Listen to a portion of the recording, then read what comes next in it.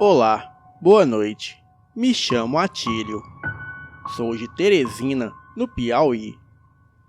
O que vou contar aqui se passou com meu avô e foi contado por ele em uma pequena reunião de família, onde nós nos juntávamos para prosear todo fim de tarde.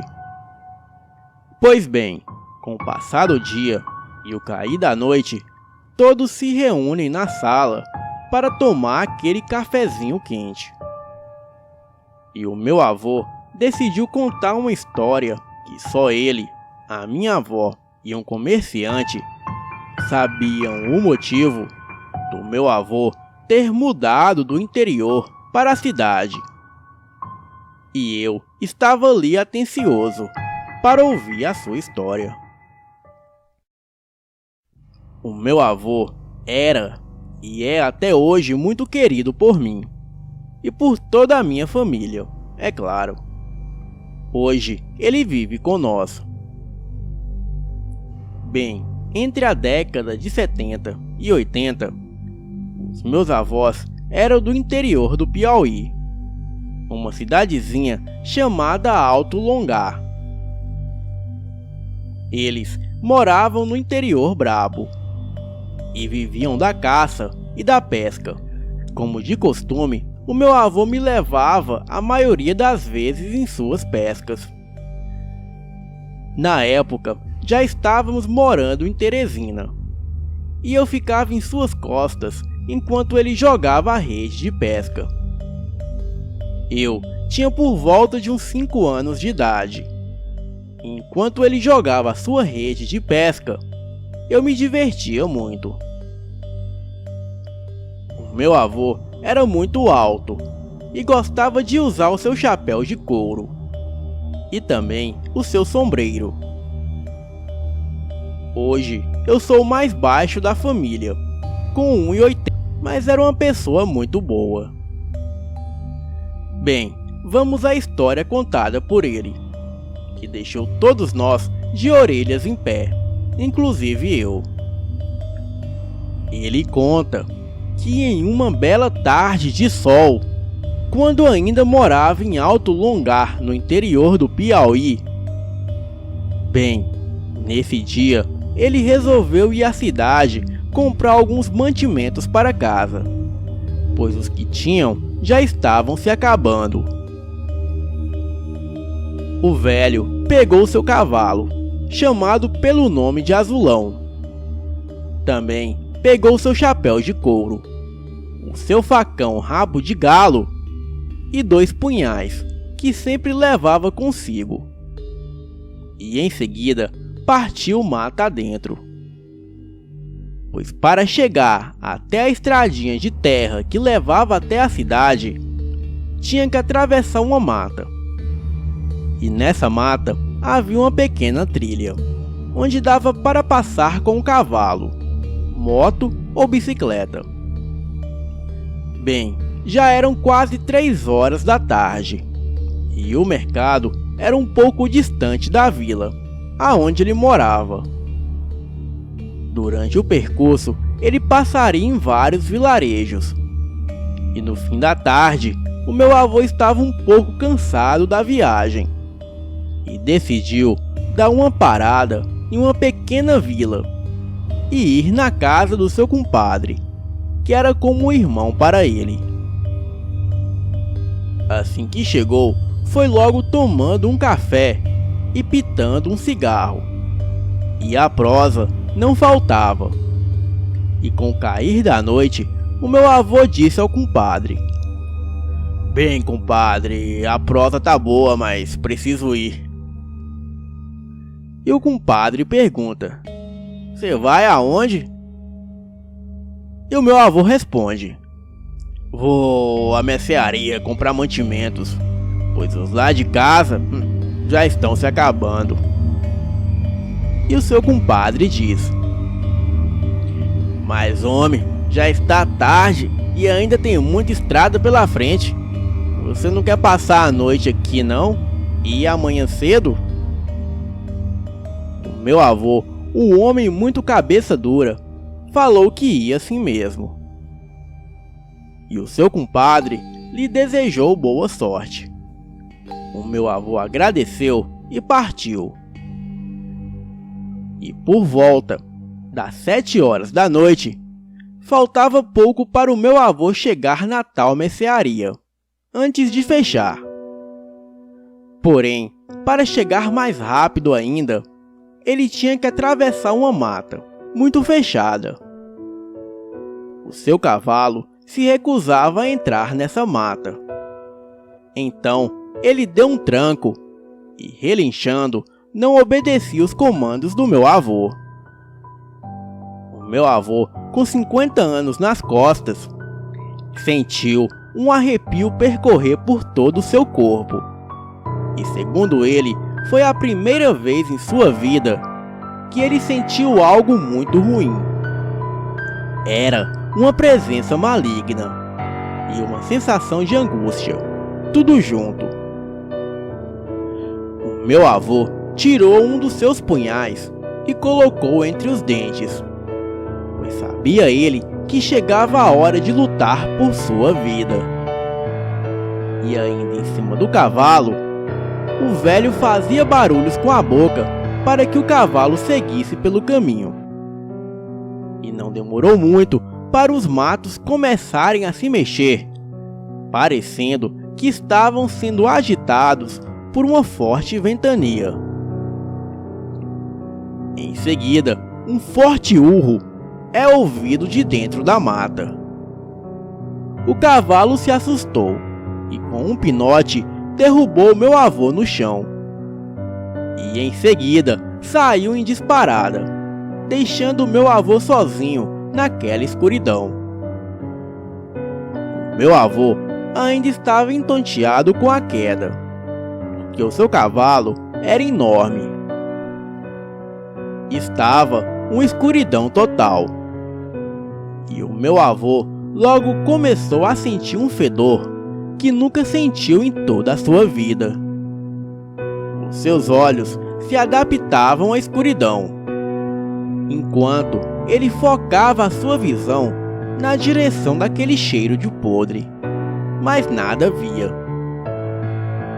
Foi aí que ele meteu a mão no bolso e tirou o seu velho isqueiro a gás e acendeu em seguida, clareando um pouco do caminho. Por detrás, ele sentiu uma fungada de algum animal se aproximando. Lembrava um barulho feito por um javali. E assim que ele olha em direção ao barulho, ele vê a coisa mais horrível que já viu em toda a sua vida. A criatura estava a quase 10 metros dele, mas mesmo assim, ele sentia a respiração pútrida da criatura, como se ela estivesse do seu lado. O meu avô, ainda com um punhal na boca, puxou seu facão a tempo suficiente de se defender, pois a criatura partiu ferozmente para cima dele. Aquilo tentava pular em cima do meu avô, mas como seu facão era muito longo, a criatura não conseguia. Se por uma infelicidade a criatura conseguisse subir em cima do meu avô, o imobilizando devido ao seu peso, seria o fim dele. Então ele segurava firme o facão, para a criatura não conseguir tal investida. Quando a fera ficava sobre os pés traseiros, era enorme e parecia gente. E quando ficava sobre 4 patas, parecia um lobo gigante. Foi uma batalha sangrenta entre a vida e a morte, e a cada corte de facão, um grito horrível do animal era ouvido. A criatura insistentemente tentava a todo custo pular em cima do meu avô, pois assim o imobilizaria fácil, e o velho se tornaria a sua presa.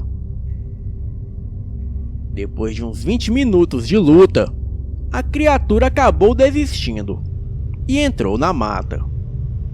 O meu avô, muito cansado e ferido, terminou o caminho a pé. Ele conseguiu chegar até a mercearia. O dono do estabelecimento, quando avistou meu avô chegando naquelas circunstâncias, logo lhe disse: "Cê louco, homem? Andando essa hora a pé? O que aconteceu com você?" Em seguida, o meu avô lhe contou todo o ocorrido. A minha avó só soube dessa história pela boca do dono da mercearia e ficou muito assustada, pois o meu avô nunca tinha comentado essa história com ela. Bem, naquela noite, o meu avô dormiu na casa do comerciante, que também era o seu amigo. Ele tomou um banho e o dono do armazém cuidou dos seus ferimentos. Mas naquela mesma espingarda na porta de entrada da casa. E quando o uivo parecia estar a uns 10 metros da casa, o homem abriu a porta e deu 2 disparos na direção daqueles barulhos. Ele não viu se acertou, mas presenciou aquela criatura animalesca correr para a mata e sumir na escuridão. O medo foi tanto que eles quase não conseguiram dormir aquela noite. E já pela manhã, o comerciante ainda estava assustado com o que aconteceu naquela noite. O meu avô o agradeceu e disse que precisava voltar para casa com seus mantimentos. O comerciante lhe emprestou um cavalo, já que o do meu avô havia sumido. Bem, na volta para casa, ele fez o mesmo percurso. E já na metade do caminho, ele avistou um alvoroço de gente na casa do seu compadre. E avistou também o seu cavalo azulão pastando ali por perto. Preocupado com aquilo, ele foi até a casa do compadre, ver se estava tudo bem. E assim que chegou, viu seu compadre todo estrupiado. O meu avô, com os olhos cheios de lágrimas, perguntou ao compadre quem fez aquilo com ele. E o seu compadre responde que foi só um acidente a noite passada com um amigo. O meu avô, com muita raiva, tira o seu facão e pede para todos saírem dali. E bem baixinho, ele fala ao compadre: "Então era você, seu filho de uma rapariga." Eram tantos cortes no compadre que o meu avô ficou com pena do miserável. O homem chorava muito pedindo perdão ao meu avô. E ele só lamentou e disse que já estava de saída, pois senão iria terminar o serviço ali mesmo, na frente de todos os presentes. É por esse motivo que o meu avô se mudou com a minha avó para a cidade de Teresina, capital do Piauí. Pouco tempo depois que se mudou, o meu avô se arrependeu de deixar o compadre vivo, pois ele acreditava que o compadre poderia estar fazendo mal a outras pessoas. Então, ele voltou até aquela cidade para terminar o serviço. Porém, o que ele encontrou foi o sítio vazio, com sinal de que o seu compadre havia se mudado às pressas. O meu avô nunca mais viu o compadre, mas se arrepende até hoje de não ter terminado o serviço naquele dia. Boa noite.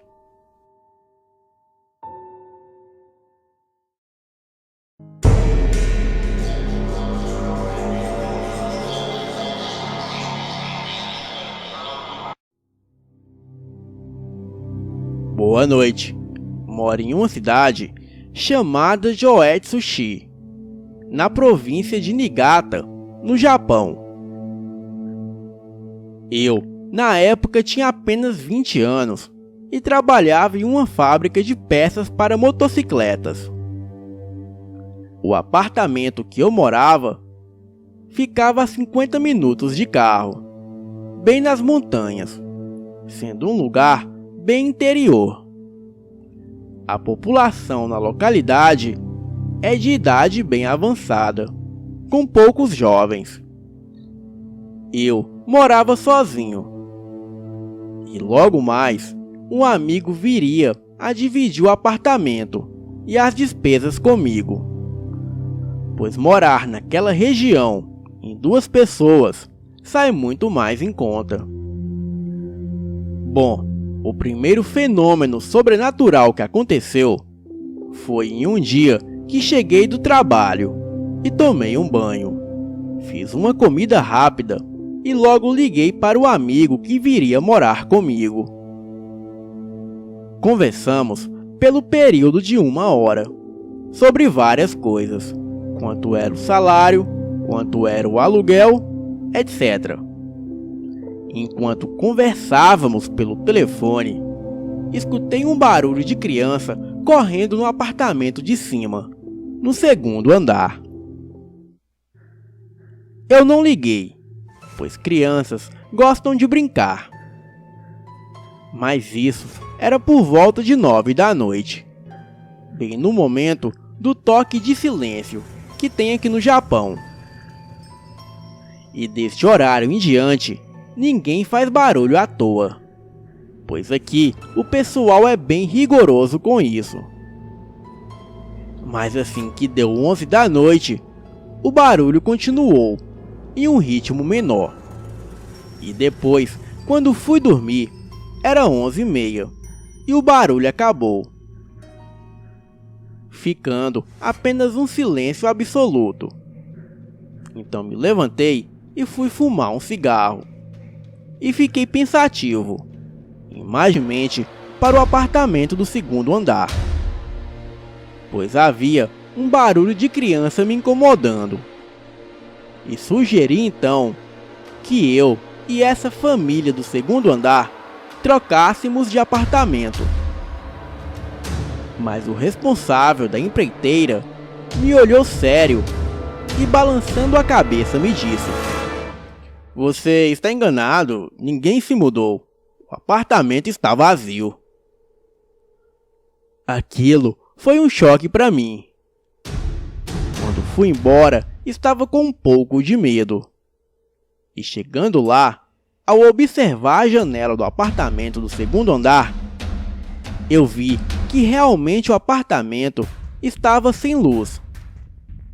Bem, ignorei o fato.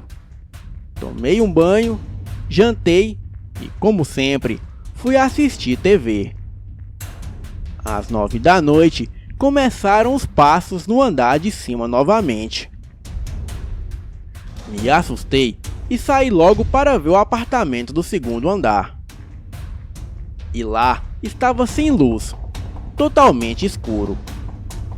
Voltei para o meu apartamento e já estava tudo em silêncio. E às 23 horas me deitei.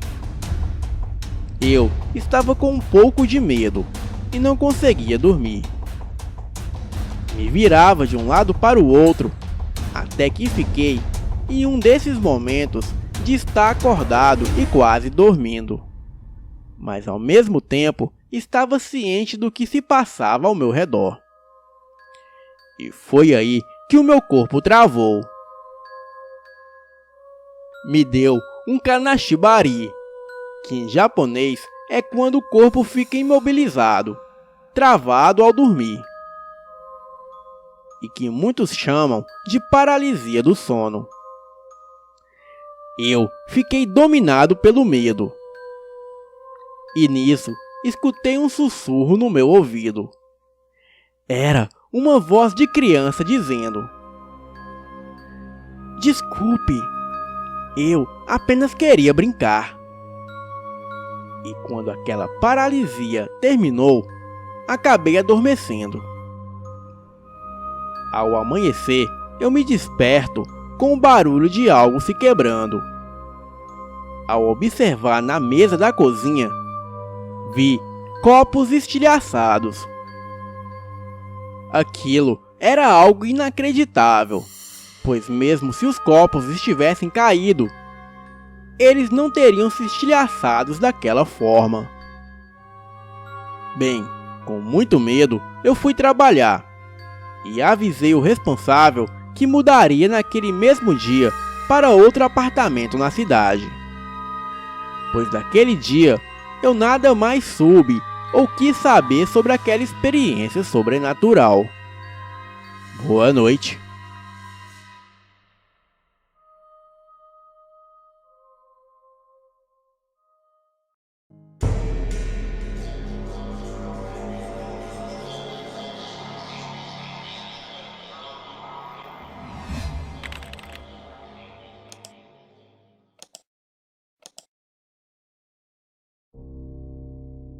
Boa noite. Esse fato que eu vou narrar são várias histórias que ocorreu com o meu compadre, que eu chamarei aqui de Felisberto. Ele mora em um sítio vizinho ao meu, no interior de Minas Gerais. E tínhamos o costume de nos reunir com os amigos no alpendre da sua casa, para jogar carteado e contar causos de terror. Particularmente, os causos sobrenaturais sempre ocorriam com algum amigo, parente ou conhecido. Mas com Felisberto não. Cada caso que ele contava havia ocorrido com ele próprio. E aqui narrarei os mais impressionantes causos de terror que aconteceu com esse meu compadre. Quando Felisberto tinha 16 anos, certa noite ele estava na casa da sua namorada. E mesmo sendo convidado pelos sogros para dormir na casa deles, ele não aceitou o convite e decidiu ir embora, mesmo sendo tarde da noite.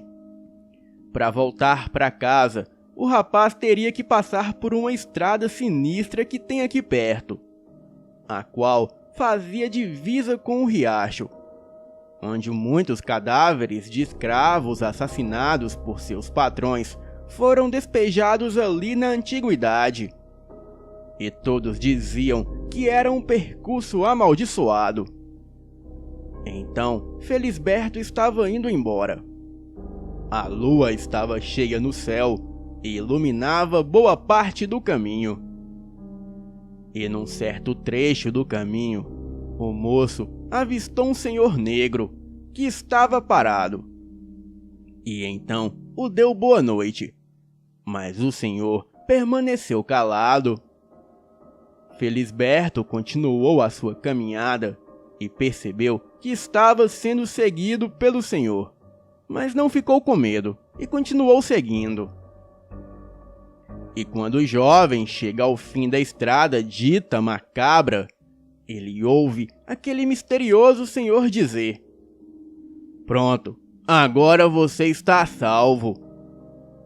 Ao olhar para trás, o senhor havia desaparecido. Mas do outro lado da trilha, Felisberto vê uma figura horrenda o observar de dentro da mata. Ele não pôde ver direito, mas o pouco que ele viu, ele percebe que era um enorme cão negro dos olhos vermelhos como brasa. Aquele cão o olhava com uma cara de insatisfação e puro ódio. Felisberto apressou o passo e logo chegou em sua casa. Enigmaticamente, aquele senhor que o seguiu havia sumido. Provavelmente era uma espécie de espírito protetor que seguiu o rapaz e o protegeu das más criaturas que povoavam aquela mata. Bem, Felisberto tinha um amigo muito chegado, que gostava de frequentar o seu bar. Na época, Felisberto era proprietário de um boteco. Certo dia, Felisberto estava em seu bar e recebeu uma ligação no orelhão que havia na frente do seu bar e era o seu amigo, comunicando que desejava se matar. sendo aconselhado pelo companheiro a não cometer tal ato. E depois de um bom tempo de conversa, o amigo de Felisberto desiste do ato. Então, Felisberto o chamou para ir até o seu bar, para que os dois conversassem um pouco. E esse amigo chegou no bar por volta de 9 da noite. E Felisberto perguntou por que ele queria tirar a própria vida. E foi aí que o amigo disse: eu não aguento mais essa vida. Foi me jogado uma maldição, onde eu viro fera toda noite de lua clara. Eu sempre coloco em risco a vida da minha esposa e filhos quando eu me transformo nessa criatura. Pois eu perco a consciência. E quando eu mais precisava da minha esposa ao meu lado, ela pegou os nossos filhos e fugiu. Bem, mas ela tem razão, porque eu já dei cabo em muita gente desse povoado quando eu me transformo em bicho. Felisberto não acreditou no amigo e achou que ele estava ficando louco. Então, como aquela noite era noite de lua clara, e só havia os dois naquele bar que ficava à beira de uma estradinha deserta e afastada do povoado, o amigo começou a se transformar ali mesmo, na frente do Felisberto. Felisberto conta que o seu amigo se transformou em uma fera horrível. Pelos negros cresciam em seu corpo e a sua cara se alongou para frente, dando espaço para um focinho de animal, e os seus dentes ficaram pontiagudos e maiores. Os seus ossos se remexiam dentro do seu corpo, e o seu corpo tomou a forma de um grande cão negro com aspectos humanos, e até ficava de pé como uma pessoa. A fera atacou seu Felisberto, e foi uma briga feia entre os dois. O seu Felisberto só escapou com vida porque conseguiu pegar uma faca e desferir vários golpes na fera. Mas na hora de desferir o golpe final, o seu Felisberto recuou e assim poupou a vida do amigo. O amigo voltou à forma humana e disse ao seu Felisberto que quem poupa a vida do lobo sacrifica as ovelhas. Ele, muito ferido, se embrenhou na mata e desapareceu. Até hoje, o compadre Felisberto tem as cicatrizes no corpo de quando lutou com um lobisomem. Esse amigo acabou tirando a própria vida meses depois. E Felisberto relata que o espírito do seu amigo apareceu para ele. Os dois até conversaram, e o falecido pediu perdão para o amigo. Mas o falecido não pôde dar informações de como era o novo lugar que ele estava habitando. Apenas disse que queria tomar um banho na casa de Felisberto. E assim o fez. E depois de um tempo de conversa, o espírito sumiu e ficou um bom tempo sem fazer outra aparição. Provavelmente, o lugar em que o amigo do meu compadre habitava era um local muito indesejável, devido ao ato que ele cometeu. E por isso, ele não quis passar informações desse local. Anos mais tarde, Felisberto vendeu o bar e comprou um caminhão. E pouco tempo depois, ele havia sofrido um grave acidente de caminhão. Ficou muito ferido e foi internado. E teve que passar por várias cirurgias. E depois de 6 dias em coma na UTI, ele foi levado para o quarto do hospital. O quadro clínico de Felisberto era bastante complicado. Ele sentia muitas dores. E devido às fraturas na região do quadril para baixo, ele iria ter que amputar uma das pernas. Felisberto sentia dores incessantes e não conseguia mais dormir. Certa madrugada, adentrou no quarto dele aquele amigo que virava lobisomem que havia tirado a própria vida. E assim que ele entrou, se espalhou no ar uma maravilhosa fragrância de perfume. Felisberto achou estranho, porque da última vez que o espírito do amigo apareceu, o cheiro que ele deixou era de carniça, e por isso ele tinha até pedido para tomar um banho. O amigo disse: "Olá, Felisberto, eu vim te visitar. Havia jurado nunca mais aparecer, mas eu sei que você está mal e não dorme já há algum tempo. Eu te trouxe essa rosa branca, e quando você tiver alta, enterre ela no seu quintal. Agora você me diga onde dói." Então, Felisberto disse que estava com fortes dores na região de uma das pernas, a qual amputariam. E logo o espírito começou a passar a mão na perna de Felisberto. Então, os dentes do espírito foram virando presas como de vampiro, e ele fincou as presas na perna de Felisberto. A sua perna doía tanto que ele nem sentia dor com a mordida, mas sentiu a sua perna mais gelada, e a dor foi sumindo. O falecido disse que havia sugado toda a gangrena da perna dele, e também só estava retribuindo toda a bondade que o amigo teve em vida com o falecido. E depois passou a mão no rosto dele. Felisberto foi adormecendo e dormiu, e só acordou no outro dia. Quando Felisberto acordou, tinha várias enfermeiras ao seu redor, querendo saber quem havia deixado a rosa negra ao lado dele na cama.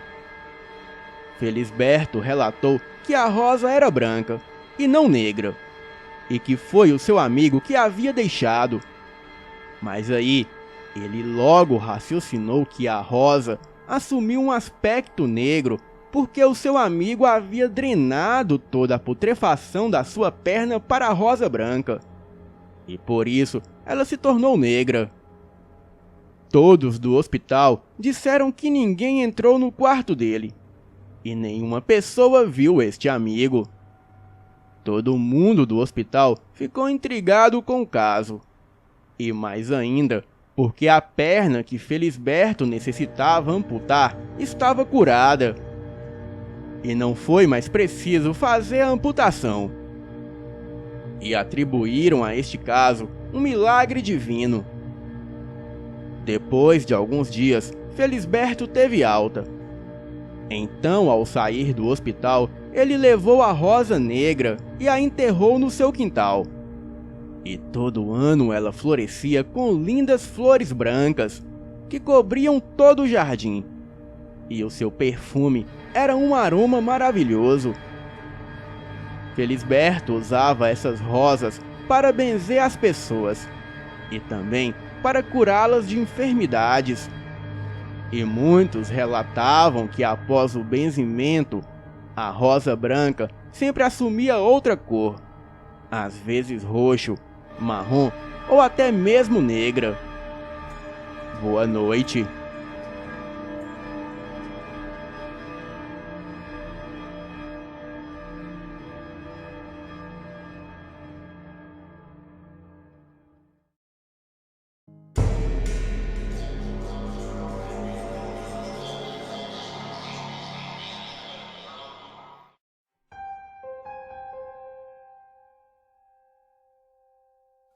Olá, amigos! Depois de anos apenas assistindo os vídeos do canal, finalmente eu resolvi mandar o meu relato. Pela primeira vez. Bem, eu sou gamado nessas coisas de sobrenatural. Ainda mais porque eu vivenciei isso bem cedo. Bem, hoje eu tenho 26 anos. E quando eu tinha entre os meus 9 e 10 anos de idade, foi que eu passei por tudo isso que eu vou contar aqui. A minha mãe criou a minha irmã e eu porque ela se separou do nosso pai. E a gente morava com a minha avó. até que a minha mãe conheceu o que é hoje o meu atual padrasto. Bem, ele é um bom pai e até hoje é uma pessoa maravilhosa. E ele e a minha mãe resolveram morar juntos. E foi aí que eles compraram uma casa. Essa casa foi vendida muito barata. E os meus pais até se surpreenderam por ela ser tão barata. Então, como eles queriam morar junto e tal, eles compraram a casa e fomos todos morar lá. A casa era bem grande, bonita e tinha 3 quartos, um quintal enorme e era muito boa mesmo. O pessoal que a vendeu foram embora para outra cidade. A minha irmã se chamava Ana e ela ia dormir com a minha avó pelo fato da minha avó morar sozinha. E eu dormia na casa com os meus pais e não era tão longe. Então foi aí que tudo começou. Como eu era pequeno, eu não me lembro que horas começava isso tudo que eu sentia. Eu só sei que era por volta de 11 horas à meia-noite. Mas me lembro que todas as noites, quando dava essa hora, algo me perturbava e não me deixava dormir. Eu não consigo explicar bem o que eu via, mas dá para você tentar imaginar. Era como um pingo de água que caía sobre a água, sabe? Que faz aquele tipo de ondas, e em seguida um redemoinho. Então ficava aquele negócio rodando. Eu via tipo esse redemoinho na minha frente. Eu olhava e ficava chorando, falando para minha mãe que eu estava com medo. E acreditem, eu fechava os olhos para não ver, mas mesmo assim, até de olhos fechados, eu via aquilo. Eu olhava para o chão e via aquilo no chão. E para todo lado que eu olhava, aquilo estava lá. E como eu era pequeno, eu não sabia explicar para minha mãe o que eu via de fato.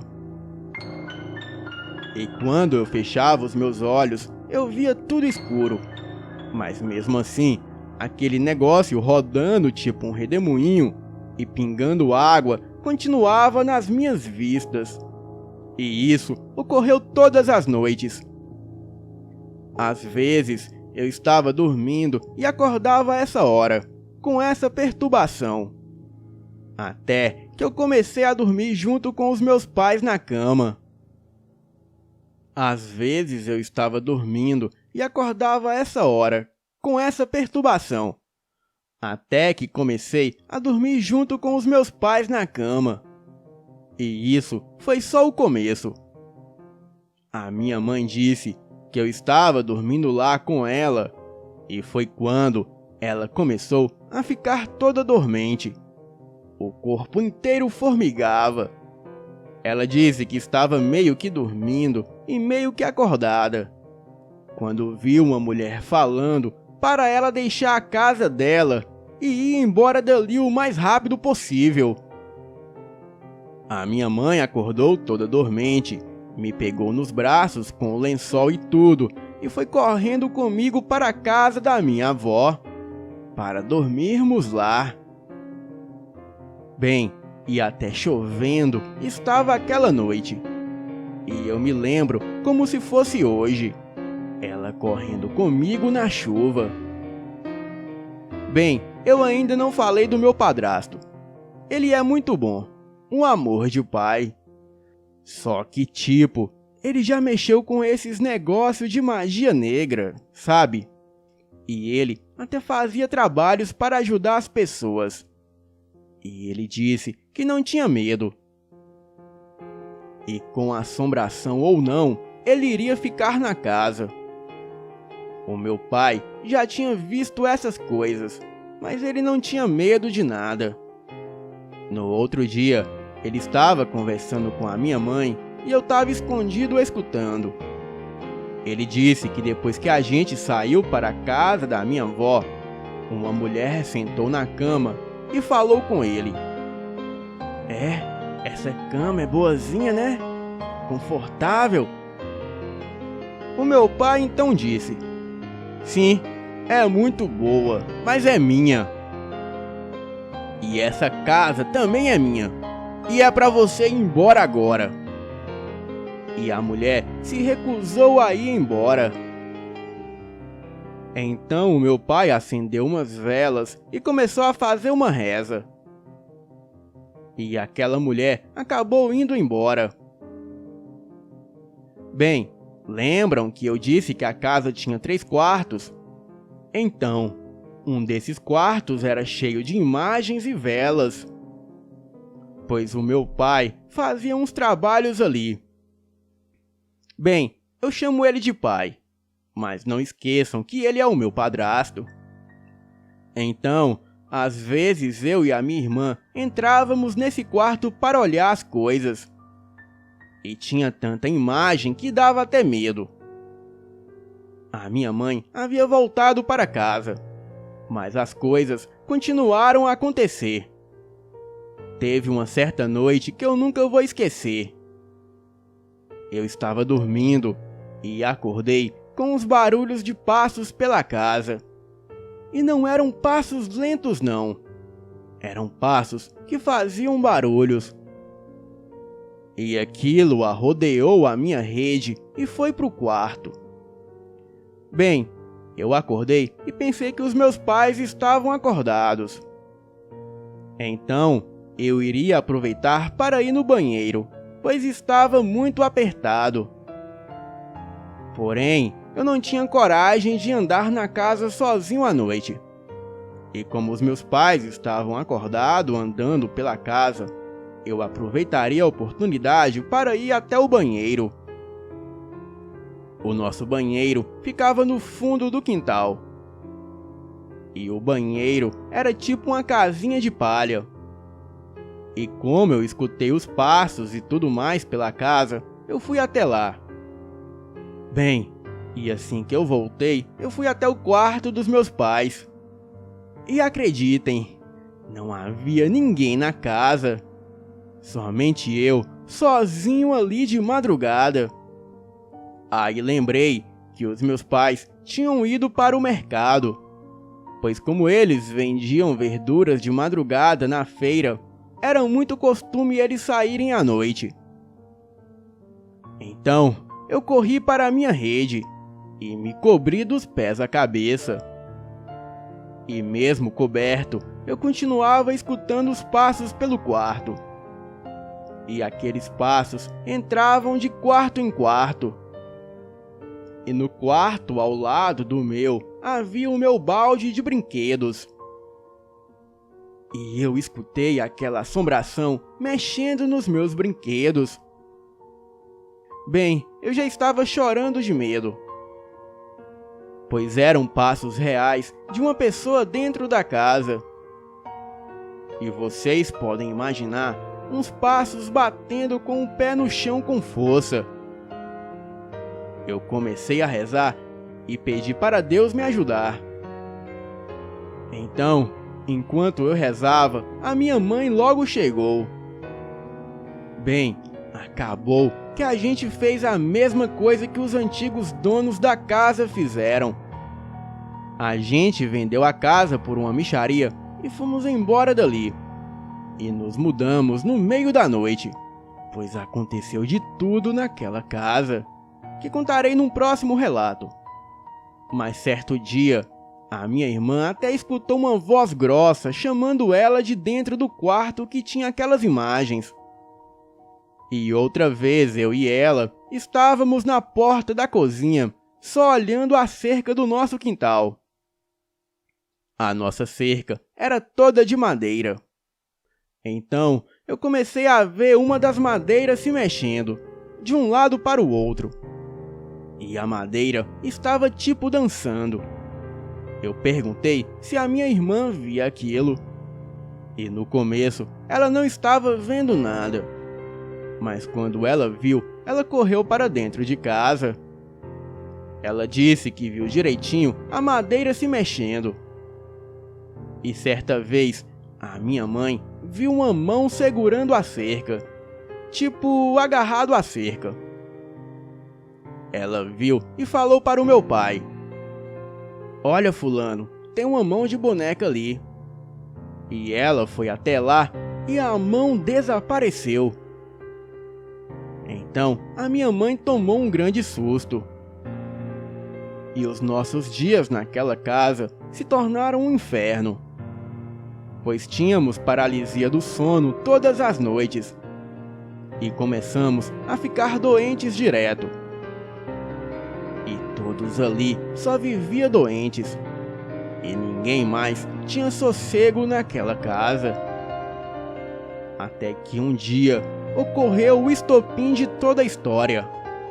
O meu pai acordou cedo para molhar suas plantas, e ali no fundo do quintal havia um homem morto no chão.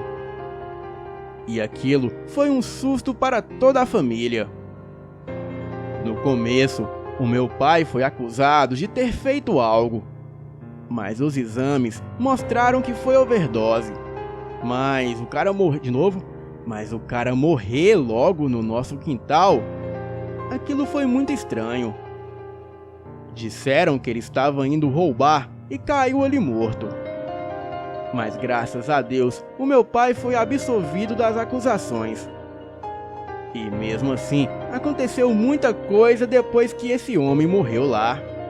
Coisas sobrenaturais. Porém, eu não contarei tudo aqui, senão o relato vai ficar muito longo. Mas no próximo relato eu contarei tudo. Obrigado e boa noite.